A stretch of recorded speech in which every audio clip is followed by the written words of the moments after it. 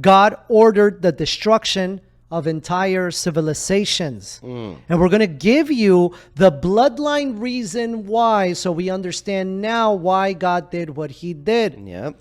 The modern church has refused to teach, my brother, for 1,600 years. Yes. We're going to slow down on this one then. And we're, Yes. because this is where I lose people. I have friends who say, I could follow Jesus, but how do I follow a God who told his people to wipe out women and children in the book of Joshua? That question stops them at the door of salvation.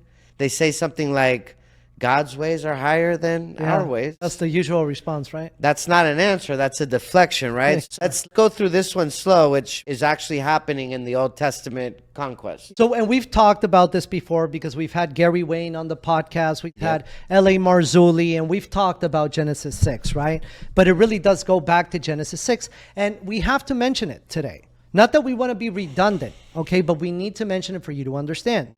The verse most pastors are going to skip is verse 1 through 4, Josh. Okay? The sons of God saw the daughters of men that they were beautiful, and they took them as wives. The Nephilim were on earth in those days, and also afterwards, when the sons of God came into the daughters of men, and they bore children to them, saith the word of God. These were the mighty men who were of old. And it says, men of renown. Now, let's break this down. The Hebrew word here is Nephilim. The root of that word means to fall. So Nephilim doesn't just mean giants, brother. It means the fallen ones. It's a word for hybrid offspring. Children produced when fallen angels mated with human women. Then the whole reason God flooded the earth makes sense. Exactly, bro. It wasn't a tantrum.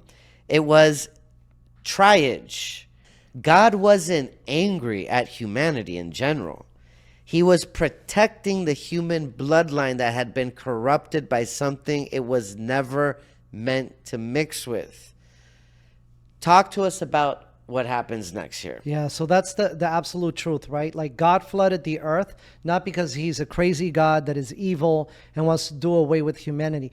The bloodline was corrupted. My beloved family and church pastors and agnostics and atheists, when are you going to wake up? Turn it down, let the spirit speak. The shift connection, real now, we get time.